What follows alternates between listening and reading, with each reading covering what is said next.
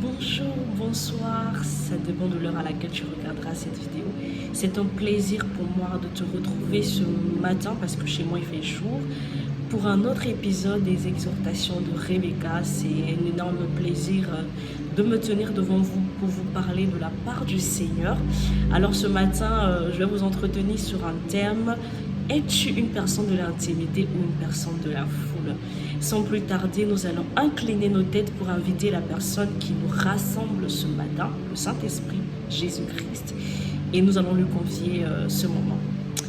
Père, nous voulons bénir ton nom, nous te remercions pour ce jour que tu fais, pour cette occasion que tu permets. Nous voulons que tu disposes de tout, que nos cœurs soient des terres fertiles, prontes à recevoir ta parole et à la mettre en pratique. Je prie que nous soyons disposés et que nous puissions serrer cette parole dans notre cœur. Merci Jésus-Christ parce que tu le fais. Amen. Amen, amen. Comme je te l'ai annoncé tout à l'heure, nous allons parler d'un thème. Es-tu une personne de l'intimité ou une personne de l'esprit? Alors, comme à l'accoutumée, j'aime définir les thèmes. Parce que pour certaines personnes, ça peut paraître évident, mais pour des personnes comme moi, ça ne l'est pas du tout. Donc, on va commencer par définir pour les termes essentiels. Donc, le premier thème, c'est l'intimité. C'est quoi l'intimité? Alors, pour moi, l'intimité, c'est avoir une relation intime avec une personne. L'intimité, c'est être dans le secret d'une personne. L'intimité, c'est connaître profondément quelqu'un, c'est de partager sa vie, c'est de partager ses secrets, c'est de partager en fait son quotidien. On va prendre un exemple très rapidement.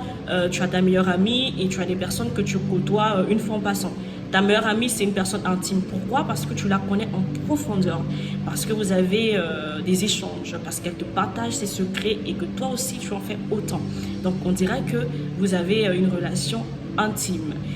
Et pour revenir au cadre spirituel, quand on parle de l'intimité, c'est avoir véritablement une relation profonde avec le Saint-Esprit, avec Jésus-Christ.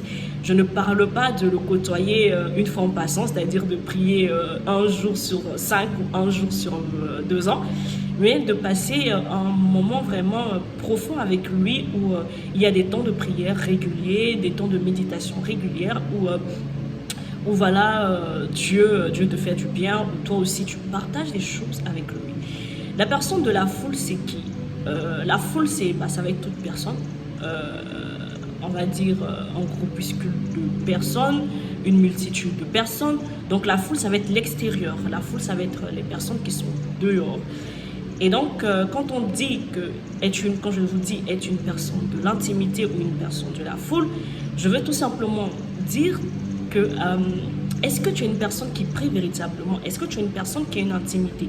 Est-ce que tu es une personne qui a des temps mis à part pour le Seigneur? Ou tu es une personne qui fait des choses seulement aux yeux de tous?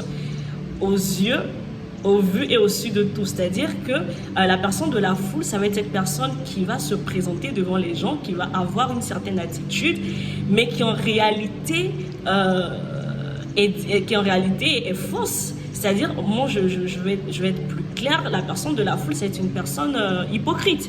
Parce que tu vas faire des choses juste pour le regard de la foule, mais pas de façon sincère. Donc, ça va être une personne qui sera dans le paraître. Le paraître, c'est différent de l'être. Donc, tu vas te montrer, te faire valoir pour que les autres puissent t'acclamer ou pour que les autres puissent aimer ce que tu fais, alors qu'en réalité, tout ce que tu produis, tout ce que tu présentes est en réalité une mascarade. Donc, pour illustrer en fait la personne de la foule, on va aller dans le livre je ne vais pas vous lire les différents passages, je vais vous les mettre en commentaire ou comme sous-titre dans la vidéo, pour éviter que la vidéo soit trop longue.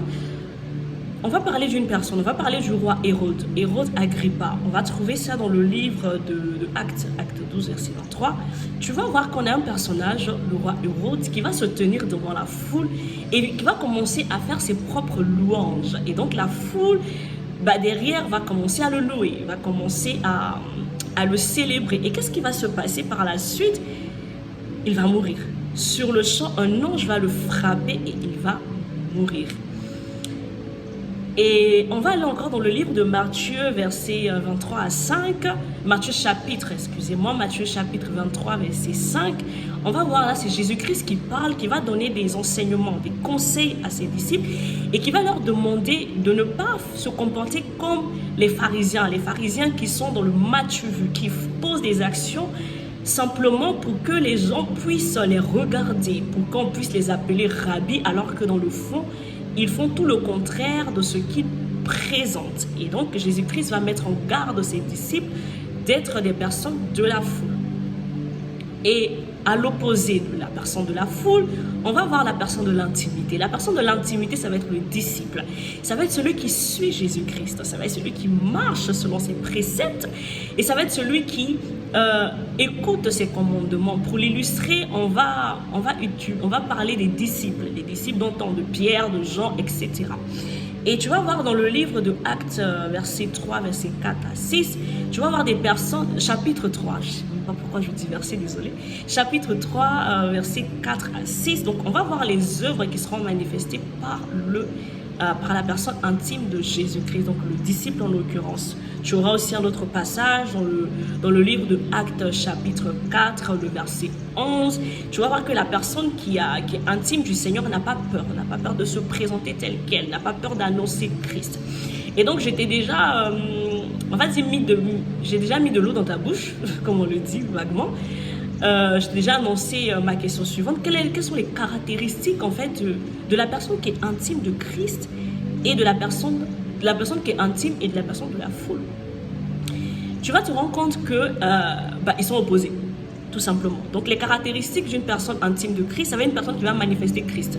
Ça va être une personne qui va obéir, une personne qui va écouter, une personne qui va se soumettre au commandement, une personne qui ne va pas avoir peur ni honte de parler de son appartenance à Christ. Ça va être une personne qui, dans l'intimité, a une réelle connexion avec celui qui l'a envoyé. Alors que la personne de la foule, comme je le disais tantôt, ça va être une personne qui va faire ces choses, mais tout simplement pour montrer aux autres que c'est beau, que oui, moi je suis intime de Christ, alors que en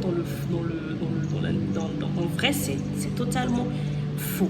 Et donc, quand je te dis être une personne de l'intimité, une personne de la foule, c'est t'emmener à faire une introspection et à te demander, est-ce que véritablement, mon frère, ma soeur qui me regarde, tu as une intimité réelle avec Christ? Est-ce que tu fais les choses juste pour que les hommes t'acclament, pour qu'on dise, ah oui, ça c'est la super prophétesse, la super bishop, elle est correcte, elle n'insulte pas. Alors que dans le vrai, dans l'intimité, tu insultes. Dans l'intimité, tu ne pries même pas 10 fois. Alors que quand tu es devant les autres, tu vas parler en langue, tu vas crier, tu vas te jeter, tu vas montrer aux autres que voilà, moi je suis là, je prie. Alors que quand Dieu te scanne, c'est pas le cas. Nous, on va regarder à l'apparence, mais Dieu, il regarde au cœur. Et donc, je vais t'inviter ce matin à être une personne de l'intimité. Parce qu'une personne de l'intimité se distingue d'une personne de la foule. Ton intimité peut te conduire devant la foule. Je m'explique. Ça veut dire quoi? Ça veut dire que le fait que tu es connecté à Christ, le fait que tu aies une relation profonde avec Christ, va te pousser à manifester cela aux yeux de tous. C'est-à-dire que de façon naturelle, tu vas adopter une certaine posture, tu auras une certaine tenue, tu auras un certain comportement qui feront que les autres, quand ils vont te voir, ils vont savoir que tu es une personne de l'intimité. Ça ne veut pas dire que tu le fais pour que les autres puissent t'acclamer, mais simplement parce que ton intérieur commence à réjaillir sur ton extérieur. Donc, tu vas faire ces choses-là, non pas pour qu'on t'acclame, mais parce que tu as une telle profondeur avec Christ que quand par exemple tu vas à l'église, tu vas te mettre à genoux systématiquement. Tu vas adorer systématiquement. Tu ne vas pas le faire pour qu'on puisse dire, ah, c'est une super adoratrice ou un super adorateur. Tu le fais parce que ta relation avec lui est tellement profonde que tu te dis, dès que tu es dans sa présence, il y a une certaine attitude à avoir. Et c'est de ça que je veux te parler. Je vais t'inviter à être une personne de l'esprit. Une personne qui est intime de Christ. Pas une personne qui fait les choses pour que la foule l'acclame. Vous avez vu les conséquences de ce qui est arrivé quand Hérode a voulu se faire acclamer par le peuple. La Bible dit qu'un ange l'a frappé et il est mort sur le coup. Ça ne sert à rien de paraître. Ça ne sert à rien de chercher à être acclamé par les autres. Cherche plutôt à avoir une réelle intimité avec Christ. Parce que quand tu as une réelle intimité avec Christ, Dieu même va attirer la foule à toi. Tu n'auras pas besoin d'aller vers la foule viendra vers toi. Tu n'auras pas besoin de faire certaines choses, ces choses-là viendront à toi. Tu manifesteras Christ, mais de façon extraordinaire, et ta génération elle-même témoignera que Christ est en toi. Sois une personne de l'intimité et non une personne de la foule. Les conséquences d'être une personne de la foule sont dangereuses, sont vraiment horribles. Dieu peut ne pas te frapper comme il a frappé Hérode. Tu peux ne pas mourir, mais tu peux retarder ta vie, tout simplement parce que tu veux plaire aux autres. Cherche à plaire à Christ, cherche à plaire au Saint-Esprit, cherche à avoir une intimité avec lui. Cherche à marcher avec Dieu, c'est ça le plus important. Alors c'était ce petit passage qui est monté dans mon cœur, c'est ce petit message que je voulais partager avec toi. J'espère qu'il t'a plu. J'espère qu'il te pousse également à faire une introspection et à te rendre compte que peut-être que tu es sur la mauvaise voie et que tu dois revenir sur la bonne voie. Que Dieu te bénisse. Tu vas incliner la tête et on va dire merci à Dieu pour ce petit temps d'exhortation. Merci Seigneur pour ce temps d'exhortation que tu as permis. Je bénis ton nom parce que je sais que tu nous as fait du bien. Je sais que tu nous pousses à faire une introspection et à se rendre compte que nous ne sommes peut-être pas réellement des personnes de l'intimité, mais que nous sommes des personnes de la foule. Merci Seigneur parce que tu nous pousses à nous comporter autrement. Que l'honneur, la gloire te reviennent. Amen. Merci d'avoir suivi cette exhortation. Je te donne rendez-vous pour un autre numéro d'exhortation de Rebecca. Que Dieu te bénisse.